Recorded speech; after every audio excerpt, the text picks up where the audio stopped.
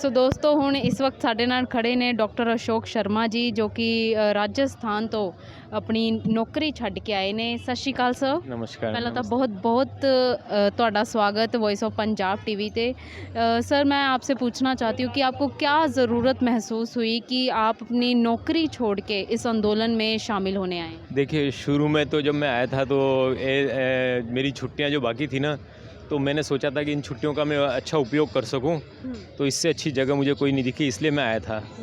फिर धीरे धीरे जब आने के बाद पता लगा तो ऐसा लगने लगा कि मेरे को बहुत कुछ सीखना ज़िंदगी में बाकी रह गया था, जो मैं यहाँ से सीख रहा हूँ। अब तो मैं उस प्रोसेस में आ गया हूँ कि मेरे को यहाँ से सीखना है, खालसा क्या होता है, मानवता क्या होती है, इंसानियत क्या होती है, मैं यहाँ से सीख रहा हूँ। अब ये मैं इनको कुछ दे नहीं पा रहा हूँ, मैं इनसे सीख रहा हूँ। अब मैं इस कंडीशन में आ गया हूँ।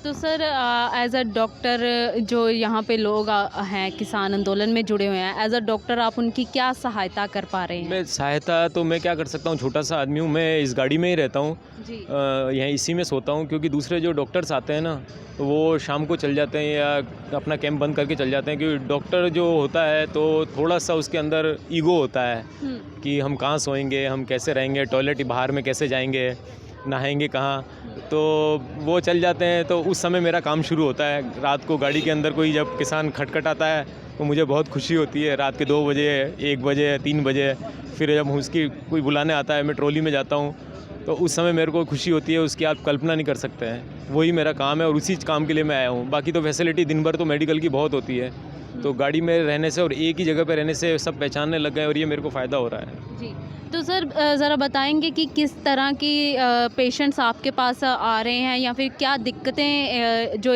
इस आंदोलन में जुड़े हुए हैं लोग, उनको क्या दिक्कतें आ रही हैं? देखिए, पेशेंट तो सिंपल पेशेंट हैं सारे, सर्दी जुकाम बुखार खांसी थकान के पेशेंट हैं, कोरोना का डर यहाँ नहीं है।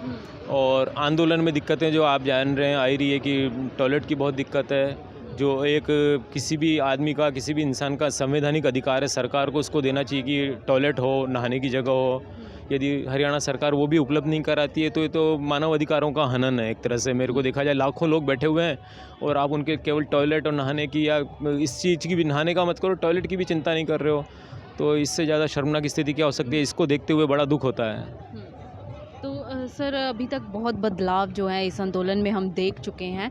अब जो हमारे किसान हैं वो भी, उन्होंने भी काफ़ी स्ट्रिक्ट कह लें हम कि ले लिए हैं कि डिसीजंस, जैसे कि उन्होंने कहा कि अब हम कोई मीटिंग नहीं करेंगे केंद्र सरकार से, अब अगर हम मीटिंग करेंगे तो पीएम मोदी से ही करेंगे।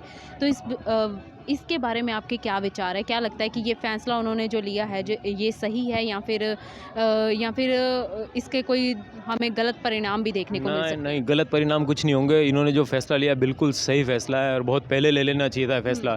यस और नो का फैसला बहुत पहले ले लेना चाहिए था। देखिए, जब हरियाणा में किसान घुस रहा था, किस तरह से पानी से स्वागत किया। यदि मोदी में थोड़े भी राजनीतिक गुण होते या इंसानियत होती तो सबसे पहले खट्टर को डांट लगाते कि तुमने किसानों पे मांगे माने नहीं माने वो दूसरी बात थी, किस तरह से क्यों अत्याचार कर रहे हो, क्यों ठंडे पानी में सर्दी में इनको भिगो रहे हो, ये तो वो रोकते हैं तो किसानों की सिंपैथी गेन कर सकते थे या बातचीत की टेबल पे आ सकते थे। आप उनका स्वागत ही इस तरह से कर रहे हैं, पहले तो पानी से भिगो रहे हैं, फिर सड़कें खोद रहे हैं, फिर आप उनसे उम्मीद कर रहे हैं कि फिर भी वो लोग आपसे आके बात कर रहे हैं। और अब आप उनसे क्या चाहते हो कि उनके घरों पे छापे पड़ाना, इनकम टैक्स का वो करना, और फिर आप चाहते हो कि आके हमसे बात करें। अब आप गुरुद्वारा याद आ रहा है आपको, अब आपको पंजाबी में ट्वीट आ रहा है, तो ये सब फालतू की बातें। जवाब दो, यस और नो दो तो नो बोलो, ताकि किसान आगे का रणनीति तय करें। जी, तो क्या लगता है सर कि आंदोलन जो है ये कब तक चलेगा या फिर कब तक जो है जीत ये किसानों के हक में होगी? देखिए, देर से होगी जल्दी होगी, इसकी हमें कोई चिंता नहीं है या किसानों को कोई चिंता नहीं है। अपनी तैयारी से है, शांतिपूर्ण है, डिसिप्लिन है, वेल मैनेज है, सेल्फ खुद मैनेज कर रहा है। हर इंसान इसको खुद मैनेज कर रहा है, खुद अपने आप का अपना डिसिप्लिन स्थापित कर रहा है। इसके लिए किसी लीडरशिप की ज़रूरत नहीं है, कोई उनको समझाने नहीं आता है। कोई बच्चा किसी तरह की कोई गाली निकालता है तो बुजुर्ग अनपढ़ किसान उसको समझाता है अपनी जबान गंदी मत कर। ये इस आंदोलन की खूबसूरती है।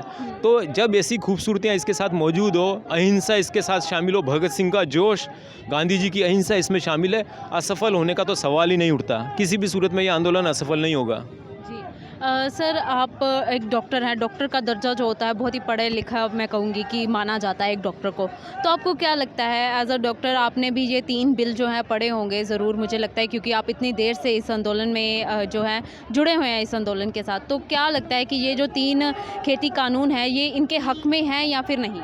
देखिए, बहुत बड़ी गलतफ़हमी में हिंदुस्तान जी रहा है कि ये किसानों की लड़ाई है। पहली बात तो मैं आपको बता दूं, ये जो आज किसान सड़क पे बैठा हुआ है, ये विपक्ष की नाकामी है। जो काम विपक्ष को करना चाहिए था, जनता को करना पड़ रहा है, पंजाब के, हरियाणा के, हिंदुस्तान के युवा को करना पड़ रहा है। जो विपक्ष को करना चाहिए था, आंदोलन किसान खड़ा कर रहा है, आंदोलन जनता खड़ा कर रही है। अब दूसरी बड़ी गलती जो भारत में कमरों में बैठे हुए टीवी में देख रही है, सोसाइटी एंजॉय कर रही है इस आंदोलन को, मीडिया पे एंजॉय कर रही है, नेशनल मीडिया पे देख के एंजॉय कर रही है, सबसे ज़्यादा ये बिल उसी को अफेक्ट करेगा। किसान तो 600 रुपये क्विंटल में अपना सामान बेच देगा, घर को खाने के लिए सब्जी रख लेगा, अन्न रख लेगा। तुम क्या करोगे?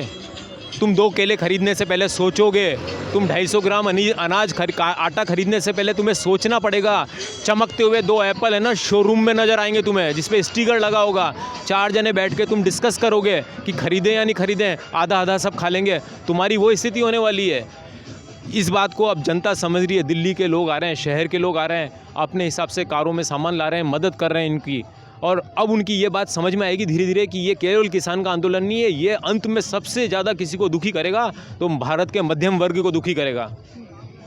Thank you so much sir, बहुत अच्छा लगा जैसे कि आपने बहुत ही अच्छी एग्जांपल दी भगत सिंह की सोच और अहिंसा हमारे गांधी जी की। एक बात मैं आपको और कहना चाहूँगा, कई जनों को केसरिया झंडे पे आपत्ति हो जाती है ना। जी। मेरे को एक बात बताइए, नागपुर मुख्यालय पे केसरिया झंडा नहीं फहराता? खालसा का मतलब समझते हैं? हमने सीखा है यहाँ आके खालसा क्या होता है। खालसा का मतलब बराबरी का दर्जा, हर धर्म को सम्मान, जिस राज्य में कोई भूखा नहीं सोए।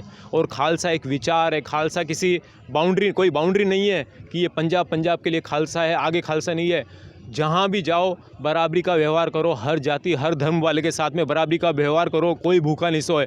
यहाँ इस आंदोलन में, इस पूरे हाईवे पे जो लोग रह रहे हैं, किसी भी धर्म के हो, किसी भी जाति के हो, प्रवासी हो, बिहारी हो, मजदूर हो, कोरोना में इनको जितना खाना नहीं मिला, लॉकडाउन में जितना खाना सरकार नहीं दे पाई, ये लोग खिला रहे हैं। इसको कहते हैं खालसा। ये एक विचार है, समझ गए? इस गलतफहमी को निकाल दो, केसरिया झंडे की गलतफहमी को निकाल दो कि ये कोई तुमसे अलगाववाद चाहते हैं। ऐसा मत सोचो भारतवासियों, ऐसा मत सोचो। ये भी पूरे के पूरे हिंदुस्तानी है, हमसे ज़्यादा हिंदुस्तानी ये है।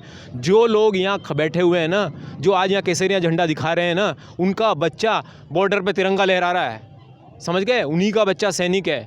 मेरा बच्चा सैनिक नहीं है, उन्हीं का बच्चा सैनिक है। ये समझिए आप, इसलिए इनको अलगाववादी मत बोलो भूल के भी। Thank you so much sir.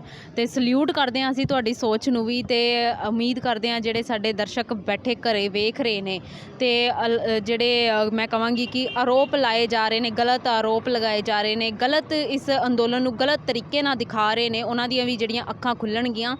ਤੇ sir thank you so much ਕਿ ਤੁਸੀਂ ਇਹਨਾਂ ਕਿਸਾਨਾਂ ਲਈ ਇੰਨਾ ਕੁਝ ਕਰ ਰਹੇ ਹੋ, ਬਹੁਤ ਹੀ ਚੰਗਾ ਲੱਗਾ ਤੇ ਉਮੀਦ ਕਰਦੇ ਹਾਂ ਇਸ ਤਰ੍ਹਾਂ ਦੇ ਹੋਰ ਲੋਕ ਜਿਹੜੇ ਇਸ ਅੰਦੋਲਨ ਦੇ ਵਿੱਚ ਸ਼ਿਰਕਤ ਕਰਨਗੇ ਤੇ ਵੱਧ ਤੋਂ ਵੱਧ ਜਿਹੜੀ ਹੈ ਸਹਾਇਤਾ ਸਾਡੇ ਕਿਸਾਨਾਂ ਦੀ ਕਰਨਗੇ। ਤੇ ਤੁਸੀਂ ਹੋਰ ਅਪਡੇਟਸ ਦੇ ਲਈ ਜੁੜੇ ਰਹੋ ਵੌਇਸ ਆਫ ਪੰਜਾਬ ਟੀਵੀ ਦੇ ਨਾਲ। ਸਤਿ ਸ਼੍ਰੀ ਅਕਾਲ ਜੀ।